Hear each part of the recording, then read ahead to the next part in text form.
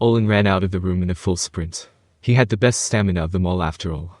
Shadow Demon. Sheltia called and the demon soon materialized from the shadows. When had it entered the room? Perhaps it had been monitoring them for a long time. This was not surprising to them at all. Instead, they all thought so. That shadow demon began whispering into Sheltia's ear. They then heard her respond with murmurs. After their conversation ended, Noah began, speaking with a trembling voice. Olin will need some time to bring everyone over. Before that happens, there is someone we wish to introduce to you. Do you find that to be agreeable? Unnecessary, Arinsu. Rather than doing that, I heard you had luggage to bring along Arinsu, move those first. I heard there were quite a lot of it, perhaps it would be faster if my servants did it for you. How about that, Arinsu? Could we trouble you then? Sheltia responded with a curt of course before casting her spell. That was probably summoning magic. A few strong undead began appearing around them. Following their orders, they exited the room and returned with a sizable quantity of luggage, which they moved through the gate. The luggage was moved at an unbelievable speed. Just as they were done moving, they could hear the sound of many footsteps. While this might be the largest room in the mansion, it could not contain 1,000 people. Now then, enter that door in your predetermined orders. Inside is a village within a forest, Arinsu. You will exit what looks like a town square. Wait there. They followed her orders and entered the door in order. Though it was unlikely that none of them were hesitant to enter the portal, everyone there had already been warned to follow their exact orders. As a result, there was less confusion than they had expected.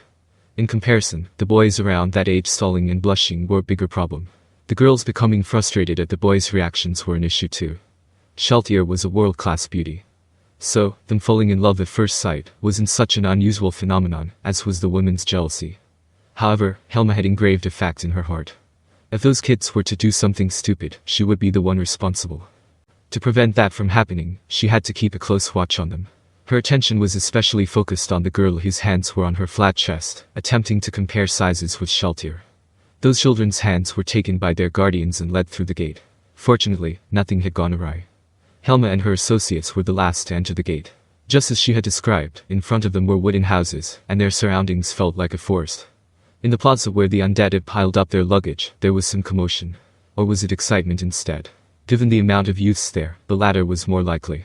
Was this their reaction to their first time passing through a gate? Attention! Noah yelled. Gradually, faster than she had expected, the noise died down. Was it to let them all see Sheltia? She slowly ascended into the sky and said, Currently the village is still under development. You will be brought over there in around a week. Before that happens, you will be living here. Just so you could effectively manage the village, we will be lending you 4 golems. If you need anything heavy moved elsewhere, let them do it. Undead currently surround the village. If you are to exit the perimeter and attempt to re-enter, they will attack you. For that reason, please do not cross the perimeter formed by the undead. Sheltia looked around to check if they all understood her, and continued. Other than that, you will decide among yourselves how you will be spending this week. We have prepared 2 weeks' worth of food, Arinsu, so you should be set on that front. I will return in 3 days. If you have any issues, I will listen to them then. Sheltia descended to the ground and looked around. Her gaze fell upon Cocco Doll. You're one of the capos, correct, Arinsu? Eh? Yeah. Wow, no, yes, what can I do for you? Cocco Doll had experienced the difference in status between him and her, so he tried his best to be cordial. You should take a trip to Kayahiku's room too, Arinsu. Eh? Sheltia closed the old gate and opened a new one. Was it his instinct?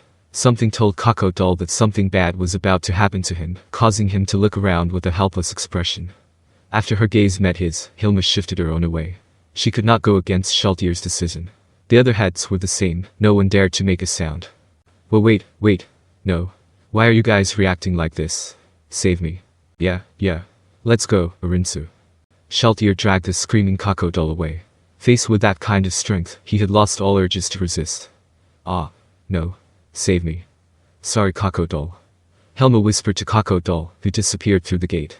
After that, the gate disappeared. Yet, the tense atmosphere never dispersed. They were all grasped by that suffocating silence. 1,000 people, blissfully unaware of that hell, occupied this plaza. Still, they could instinctually tell what fate awaited the Cocco Doll who had just been taken away from them. That was why none dared to move. They understood that they had been brought to this place not out of someone's generosity, and were beginning to understand exactly how terrifying this place was. We couldn't save Cocco Doll, Hilma said to Noah, who was walking over to her. She did not want anyone else to experience that hell. That was what she had in mind, but that was impossible. An intense guilt washed over her. There's nothing we can do about it. Still, it does not mean death. It would be more appropriate to call it a baptism. Afterwards, he could come to understand why we would cherish each other so much. Baptism, true, if I thought of it like that, it would alleviate a lot of the guilt I'm feeling. You too, well, I can understand how worried you are for Cocco Doll. We have to discuss our future right now. They had to relieve the people there of their worries. Hilma took the lead. If their goal was to kill them all, they would have done so already and not bring them all the way over here, or take Cocco Doll away. That meant that the Sorcerer King was holding up his side of the deal, given Shaltier's actions. Thank you so much, Your Majesty the Sorcerer King. Hilma lowered her head. Of course, she had no idea where she was or where the Sorcerer King was, but this was the only thing she could think of that could properly express her gratitude given her situation. Something along the lines of a prayer. 3 floor guardians set off from the front they had established in front of the capital. The one in charge of the capital's siege, Ainz. The one in charge of crucial facilities, and finally, the one in charge of casting offensive AoE spells to render the entire capital into a mountain of ash, Mare. The 3 each had their subordinates. Mare had Hanzos under him, Ainz had Frost Virgins, and Aura had her magic beasts. The place they were looking towards, the capital, was awfully silent. Were they mourning? Or perhaps were they cowering in fear from the sight of the Sorcerer's Kingdom's forces? Only a few days had passed since their previous battle, yet the capital's forces were already cracking at the seams. From the vantage point of the encampment Ainz had set up near the capital, not many soldiers could be seen manning the outer walls of the city, nor did they appear to intend to put up a fight. While it was true that they were few in numbers, Ainz's camp was equally unmanned. High-tier mercenaries were nowhere to be found, not even Nazaryk's master guarders could be seen. The camp was occupied by Ainz, Albedo, and around 10 of Ainz's Death Knights. Albedo wore her full body armor and held a halberd in her hands. Her world-class item should also be on her person just as a precaution. Is it about time? Ainz asked Albedo after the Guardians had left the camp. They were spread out to surround the capital. It should be. The Guardians have moved quite a bit of distance away. If they really wanted to take action, this would be their last chance to. Given the lack of movement from their side, while it is unfortunate, it appears that there were none here this time too. Is that so? Ainz replied and shifted his gaze towards the capital. He saw a silhouette flying towards them from the capital. After he took a look around, it appeared that this was the only entity coming towards them. Someone who had the courage to challenge the Sorcerer King, the one who dismantled an army of 200,000 with a single spell. From the intel they had collected, only one person matched that description. The powered suit, probably Red Drop. Ainz squinted his eyes to focus on the rapidly approaching entity, and muttered, now then. If that were the case, they could move on to the second stage of the plan. However, Ainz was a bit uneasy. This was an important plan after all. It had to be handled carefully, like a thin sheet of ice. Was he truly capable of pulling off such a plan? Sigh, he could not have handed something this important to someone else either. The silhouette got ever so closer. Honestly, has he not considered the possibility that they had an air force too? Or did he think that the floor guardians would not notice him if he was high enough? Or was it some equally stupid line of thought? Ainz was stunned by his opponent's faulty strategy. No, perhaps he knew that was the case, but had no other choice. So, did he know that this was a trap, but had the balls and resolve to break through it? Or maybe. Is he clueless or prideful? Or perhaps. Whatever, that does not matter. We will find out once he reaches here. Indeed, Albedo replied. I will leave it all to you then. Yes, please leave it all to me. Her replies were short and straight to the point. Ainz could not tell what her current mental state was.